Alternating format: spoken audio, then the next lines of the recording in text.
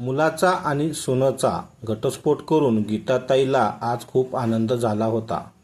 कोर्टामधून बाहेर आल्यावर खूप आनंदात त्या गाडीत बसल्या होत्या, कारण आज त्यांची जीत झाली होती. त्यांचा प्लॅन सक्सेस झाला होता, त्यामुळे त्या खुश तर होणारच होत्या. अगं सीता, तुझ्या भावाला अनिलला गाडीत बसायला सांग. त्याला म्हणाव, नाराज होण्याची काही गरज नाही. असल्या भांडणाऱ्या बायकोपासून तुझी सुटका झाली आहे. अनिल त्याच्या बायकोला आणि 1.5 वर्षाच्या मुलीला एकटक पाहत होता. गीताताई त्याला म्हणाल्या की, अरे अनिल, त्यांना का पाहत आहेस? तिला हे नातं तुटलेलं आहे म्हणून थोडं सुद्धा दुःख झालेलं नसेल. गीताताई खूप मोठ्या आवाजात बोलत, त्यामुळे आईची आज्ञा राखून अनिल पटकन गाडीतून बसला. इकडे अनिलची बायको कविता पण तिच्या मुलीला घेऊन निघून गेली. मुलीला पाहून अनिलच्या चेहऱ्यावर थोडीशी स्माईल आली होती. तोपर्यंत गीताताई म्हणाल्या की, कोणत्या वाईट वेळेला हिला सून म्हणून घरात आणलं देव जाणे. हिने तर जगणं मुश्किल करून ठेवलं होतं. माझ्या मुलाचं आयुष्य हिने बर्बाद केलं. पण काही हरकत नाही, आता सगळं व्यवस्थित झालं आहे. घटस्फोटामुळे आता दोघांचं नातं इथंच संपलं आहे. अनिल बाळा, तू दुःखी होऊ नकोस. मी लवकरच तुझं दुसरं लग्न लावून देते. आईच्या बोलण्यावर अनिल काहीच बोलला नाही. घरी गेल्यावर गीताताई कामवालीला म्हणाल्या, अगं कांता, आज मस्तपैकी जेवणात गोड बनव. गोड खाण्याचं खूप मन करत आहे. अनिल आईला म्हणाला की, आई, मी आता आत आराम करतो. मला कंटाळा आला आहे. काही काम असेल तर मला आवाज दे. असं म्हणून तिथून तो निघून गेला. तिकडे गीताताई त्यांच्या मुलीसोबत आणि जावयासोबत मस्त एन्जॉय करू लागल्या. आणि इकडे अनिल खोलीत आतून लॉक करून मोबाईलमध्ये कोर्टामध्ये गुपचूप कविताचा आणि त्याच्या मुलीचा फोटो काढलेला तो पाहत बसला. आणि फोटो पाहता पाहता त्याला भूतकाळ आठवू लागला. एक दिवस अनिलची आत्या गीताताईला म्हणाली की, गीता वहिनी, अनिलसाठी माझ्या जावयाच्या मुलीचं चांगलं स्थळ आहे. मुलगी फार गुणी, हुशार आहे, चांगली शिकलेली आहे आणि सुंदर पण आहे. पण गीताताई म्हणाल्या की, नाही, माझ्या अनिलसाठी मला ती मुलगी अजिबात पसंत नाही. अहो ताई, तुमच्या जावयाची मुलगी खूप तेज आहे, फडफड इंग्रजी बोलते. असं पण ती हॉस्टेलमध्ये राहिलेली आहे. दिसायला सुंदर आहे, पण मला परिवारामध्ये राहिलेली मुलगी सून म्हणून आणायची आहे. मला माझ्या अनिलसाठी एकदम साधी भोळी गरीब मुलगी पाहिजे. का बरं की माझा अनिल कंट्रोलमध्ये पाहिजे. कारण आजकालची मुलं तर बायको आल्यावर आईवडिलांना विसरून जातात. अनिलची आत्या म्हणाली की, म्हणजे वहिनी, तुम्हाला सून नाही तर गोठ्यातील गाय पाहिजे, जिने कधीच कुणाला काही म्हणू नये. तर ठीक आहे, तुमच्या मनानुसार माझ्या नजरेत एक मुलगी आहे. आपल्या जातीतील आहे, परंतु गरीब घराण्याची आहे. तिचे वडील साधारण शाळेचे शिपाई आहेत. तिला 3 बहिणी आहेत. तिला भाऊ नाही आणि ती सगळ्यात मोठी आहे. तिचं नाव कविता आहे आणि स्वभावाने खूपच चांगली आहे. गीताताई म्हणाल्या की, ठीक आहे, त्यांना सांगून ठेव, पुढच्या आठवड्यात आम्ही मुलगी पाहण्यासाठी तयार आहोत. गीताताई त्यांच्या मुलाबाबतीत नणंदसोबत फोनवर गप्पा मारत होत्या. गीताताईंना एक मुलगा आणि एक मुलगी दोघेच होते. मुलीचं लग्न झालेलं होतं आणि मुलगी सीता त्यांच्या घरापासून थोड्याच अंतरावर राहत होती. आणि अनिल एक प्रायव्हेट कंपनीमध्ये चांगल्या ठिकाणी नोकरीला होता. गीताताईचे पती 10 वर्षापूर्वी एक्सपायर झाले होते. तेव्हा गीताताईने सासरच्या माणसाचे टोमणे ऐकून सीताला आणि अनिलला वाढवलं होतं. त्यांनी अनिलला आणि सीताला खूप प्रेम दिलं. आपल्या आईने आपल्यासाठी किती संघर्ष केला आहे हे अनिलला चांगलंच माहीत होतं. त्यामुळे त्याला वाटत होतं की आईला कोणतंच दुःख आणि कष्ट झालं नाही पाहिजे. त्यामुळे तो कधीच आईचं मन दुखवत नव्हता आणि आईचं प्रत्येक बोलणं तो ऐकत होता आणि त्याच्या पगारीतला एकन एक रुपया तो आईच्या हातात आणून देत होता. तसं केल्यावर अनिलला आनंद मिळत होतो. अनिलला खूप स्थळे आली होती, पण गीताताईंनी खूप वेळा स्थळांना नकार दिला होता, कारण त्यांना शिकलेली आणि मॉडर्न विचाराची मुलगी नव्हती पाहिजे. गीताताईला त्यांच्या मनाप्रमाणे त्यांना सून आणायची होती आणि त्यांना भीती पण वाटत होती की सून आल्यावर त्यांचा मुलगा त्यांच्यापासून दूर जाईल. पुढच्याच आठवड्यात गीताताई आणि कविताला पाहण्यासाठी गेले. कविता सिंपल साधी बोळी गीताताईंना सून म्हणून खूप आवडली. गीताताईने अनिलसाठी खूप सुंदर मुली नाही पाहिले, कारण की अनिल त्यांच्या सौंदर्यात मोहात पडून आईला विसरेल. अनिलला कविता पसंत आहे का नाही हे सांगण्याचा मोकाच भेटला नाही, की कवितासोबत थोडा वेळ बोलायचा पण मोका भेटला नाही. कविताचं आणि अनिलचं लग्न कोणतेही विघ्न न येता व्यवस्थित पार पडले. लग्न झाल्यावर पहिल्या वेळेस अनिलला कवितासोबत एकांत भेटला होता. तेव्हा अनिल कविताला म्हणाला की माझी आई माझ्यासाठी सर्वस्व आहे. माझ्या मनात सगळ्यात पहिल्यांदा जागा आईची असणार आहे आणि नंतर तुझी आहे. कविताने अनिलच्या मनात त्याच्या आईबद्दलचे प्रेम, मान, सन्मान पाहून तिला खूप आनंद झाला. तिला अनिलचं म्हणणं पटलं, पण तिला वाटत होतं की अनिल एक चांगला मुलगा आहे, त्याचप्रमाणे तो पण हळूहळू चांगला नवरा बनेल. सुरुवातीपासून गीताताईने कविताला त्यांच्या कंट्रोलमध्ये ठेवलं होतं. कविताला त्रास देण्याचा गीताताईंनी एक पण मौका सोडला नव्हता. सासरी कविताला खूप त्रास होत होता, पण ती तिचं मन कोणापाशी मोकळं करू शकत नव्हती, कारण नवरा पण आईच्या ऐकण्यातलाच होता. घरात फक्त 3 माणसे होती, तरी पण कविताला मोकळा श्वास घेता येत नव्हता.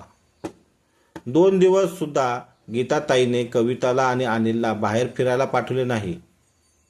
एके दिवशी सकाळच्या वेळी गीताताईने चहाचा कप जोरात खाली आपटला आणि मोठ्याने ओरडत म्हणाल्या, अगं किती बेकार चहा बनवला आहे. गीताताईचं बोलणं ऐकून कविताच्या डोळ्यात पाणी आले. नेहमी चहा खराब होत नसतो, कधीतरी चुकून तिच्याकडून असं घडलं तर त्यावर घरात नुसता हंगामा करत असायच्या. कविताला वाटलं होतं की मी या घराची सून नसून मोलकरीण आहे. घरात स्वयंपाक पण गीताताईच्या आवडीचं बनत होतं. कविताला कारल्याची भाजी खायला खूप आवडत होती. कविताच्या माहेरी आठवड्यातून एकदा का होईना कारल्याची भाजी बनत होती. घरातील भाजी कविताच आणत होती. यावेळेस येताना कविताने तिच्यापुरते कारले आणले होते. त्या दिवशी कविता तिच्यासाठी कारल्याची भाजी बनवू लागली, पण सासूने आतमध्ये येऊन पाहिलं की कविताने कारल्याची भाजी बनवली आहे.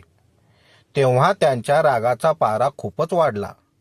त्या म्हणाल्या की तुझी घरात कारल्याची भाजी बनवण्याची हिंमत कशी झाली?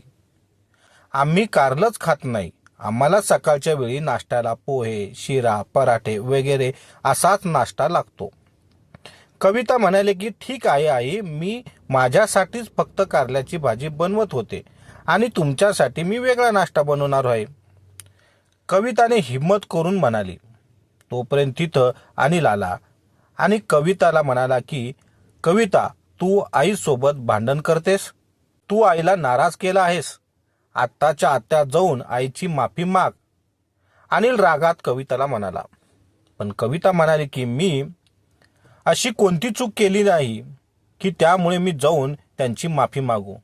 मी फक्त एवढंच म्हणाले की माझ्यासाठी कारले बनवले आहे आणि तुमच्यासाठी दुसरा नाश्ता बनवले, तर यामध्ये माझी काय चूक आहे ते मला समजत नाही.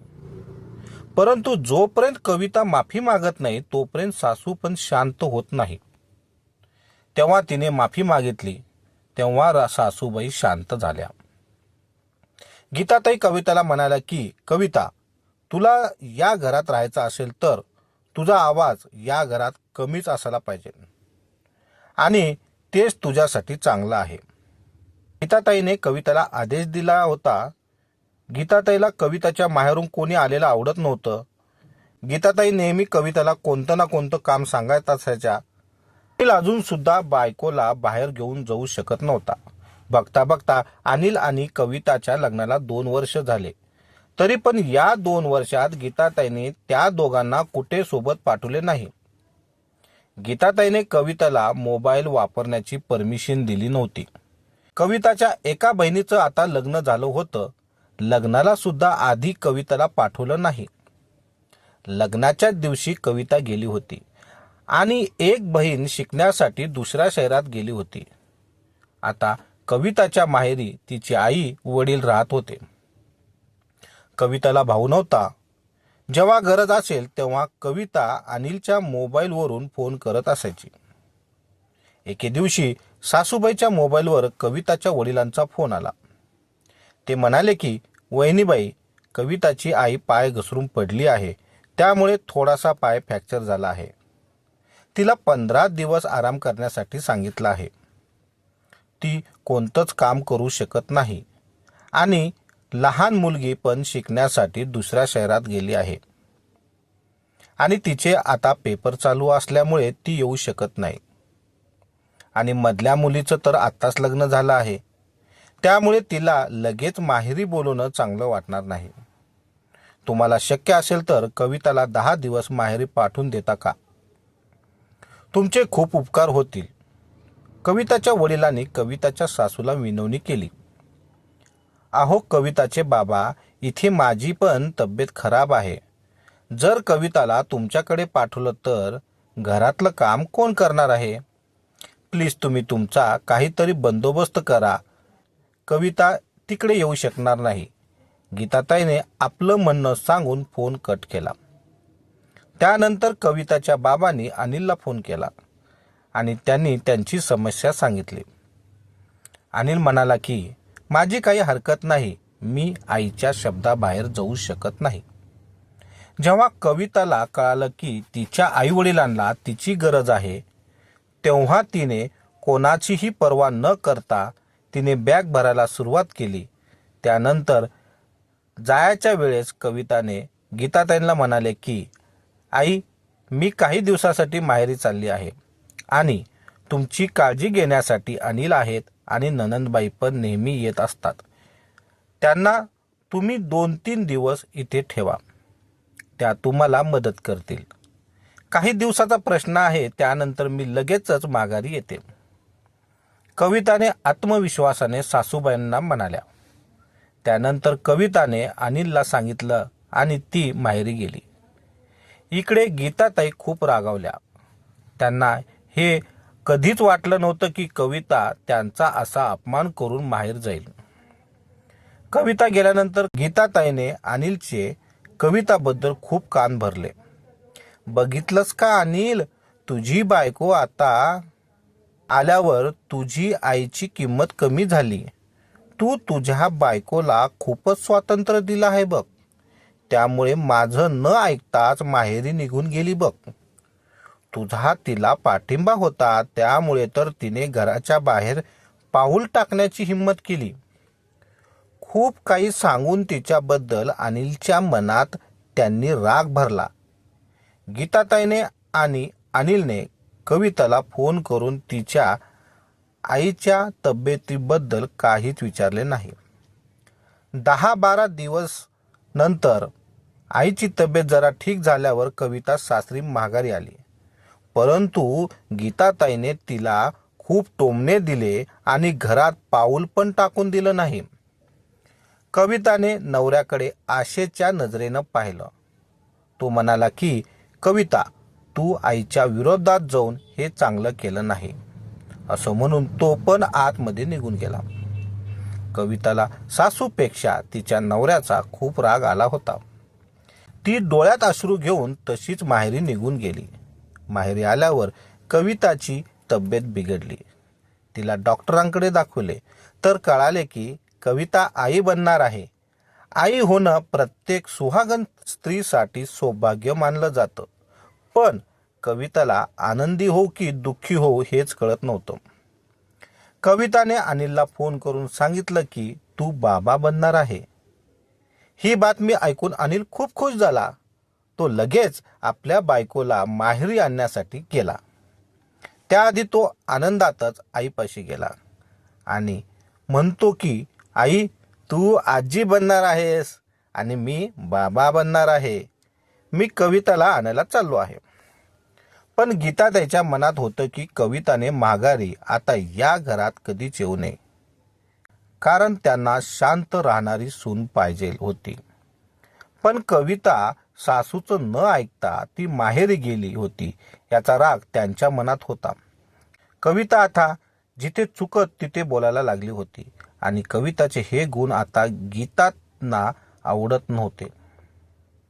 अरे अनिल, एवढ्या लवकर तुझ्या आईचा अपमान झालेला तू कसं काय विसरलास? तुझ्या बायकोने माझा थोडा पण मान ठेवला नाही. महाराणी सारखं इकडे तिकडे वावरत असते. त्यामुळे तुला आई आणि बायको या दोघींमधील एकीलाच निवडायचे आहे. गीताताईने अनिल पुढे अट ठेवली. अनिल कविताला आणायला चाललाच होता, तो एक पाऊल मागे आला. त्याला कळाले की अनिल फक्त आईचा मुलगा आहे, तो तिचा नवरा अजून बनला नाही. त्यामुळे नवरा आपल्याला घ्यायला येईल ही उम्मीद तिने सोडून दिली. 9 महिने पूर्ण झाल्यानंतर कविताने एक सुंदर मुलीला जन्म दिला. याची खबर त्यांनी सासरी पण दिली होती, तरी पण सासरकडून मुलीला पाहण्यासाठी कोणीच आले नाही. नंतर गीताताई अनिलसाठी स्थळे पाहू लागल्या. काही दिवसांनी कविताला कळाले की अनिलसाठी स्थळे पाहण्यात येत आहे. त्यामुळे कविताने रागाने घटस्फोटाचे पेपर अनिलला पाठवले, कारण तिला पण तिच्या आयुष्यात पुढे जायचं होतं. आणि अशा प्रकारे अनिल कविताचा घटस्फोट होतो. त्यानंतर अनिल भूतकाळातून माघारी येतो. नातं तुटलं म्हणून अनिल खूपच दुःखी होतो. या दुःखातून बाहेर निघण्यासाठी अनिलने स्वतःला खूप कामामध्ये गुंतवलं. तो खूप लवकर कामाला जात होता आणि संध्याकाळी पण ओव्हरटाईम करून घरी येत होता. आता अनिल फक्त पैसे कमवणारा मशीन बनला होता. त्यानंतर तो दुःख पचवण्यासाठी दारूचा सहारा घेऊ लागला. एके दिवशी गीताताई म्हणाल्या, हे बघ अनिल, आता तुझा घटस्फोट झाला आहे, त्यामुळे तिला विसरून जा आणि आता तुझं मी दुसरं लग्न लावून देणार आहे. गीताताई अनिलचे हाल पाहून म्हणाल्या, काय रे अनिल, काय झालं? अनिल म्हणाला की, नाही आई, मला लग्न नाही करायचं.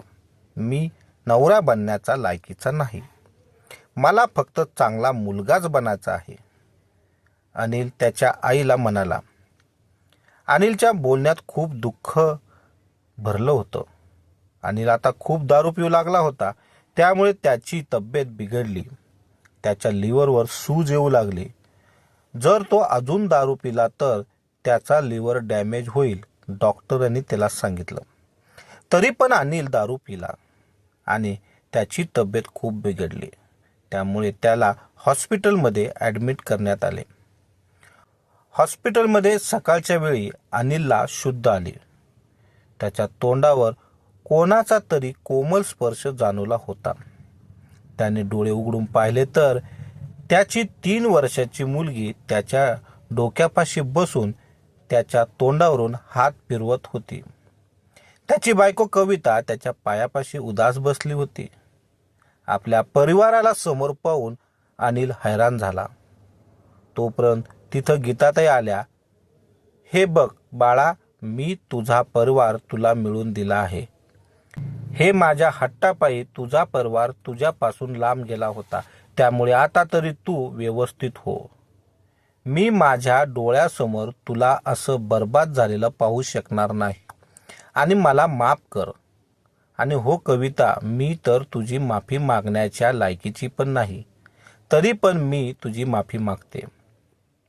आजपासून अनिलवर तुझा पूर्ण अधिकार आहे आणि फक्त माझा आहे. असा विचार करून मी त्याच्यावर आणि तुझ्यावर अन्याय केला. पण मला आता कळालं आहे की माझ्याच अन्यायामुळे माझा मुलगा माझ्याजवळ होता, परंतु मनाने माझ्यापासून खूप लांब गेला होता. त्यामुळे कविता, मी तुझा नवरा तुला देत आहे, मला माफ कर, माझ्याकडून खूप चुका झाल्या आहेत. त्यानंतर कविताने सासूबाईंना लगेच माफ केले आणि अनिलने आणि कविताने दोघांनी मिळून त्यांच्या नात्याला अजून एकदा संधी द्यायची ठरवली. आपल्या बायकोला आणि छोट्याशा मुलीला परत आलेला पाहून अनिल लगेच व्यवस्थित झाला. गीताताईने अजून एकदा कविता आणि अनिलचं लग्न लावून दिलं.